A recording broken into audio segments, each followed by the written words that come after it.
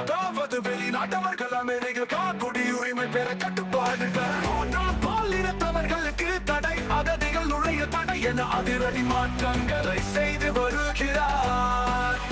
மேலும் அமெரிக்காவிற்கே என்ற முழக்கத்தை முன்னெடுத்து வரும் வழியும் பேதி முதல் கனடா மற்றும் மெக்சிகோ இறக்குமதி பொருட்கள் மீது 10% வரி விதிக்க திட்டமிட்டுள்ளதாக சில நாட்களுக்கு முன்பு அறிவித்து இருந்தார். இதேபோல் சீனா பொருட்களுக்கு அதிக வரி விதிப்போம் என்று கூறியுள்ளார்.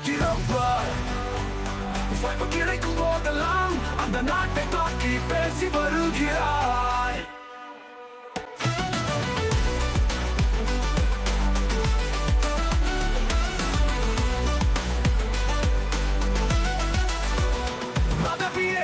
முதல் பல்வேறு அதிரடி நடவடிக்கைகளை எடுத்து வருகிறார். அதாவது வெளிநாட்டவர்கள் அமெரிக்க குடியுரிமை பெற கட்டுப்பாடுகள். மூன்றாம் பாலினத்தவர்களுக்கு தடை, அகதிகள் நுழைய தடை என அதிரடி மாற்றங்களை செய்து வருகிறார்.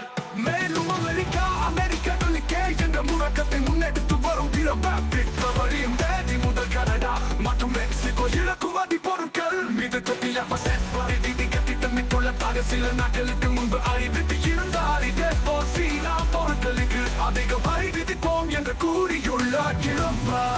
வாய்ப்பு கிடைக்கும் போதெல்லாம் அந்த நாட்டை தாக்கி பேசி வருகிறார்.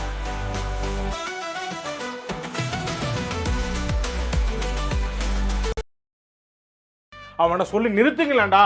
அவன் நிறுத்துற, அந்த லூசுக்கு மட்டும் வந்துட்டே இருக்கான் போடுறா. வர நிறுத்துற அவனை. பைத்தியக்காரப்ப எதுக்குடா வரீங்க எங்கெல்லாம்?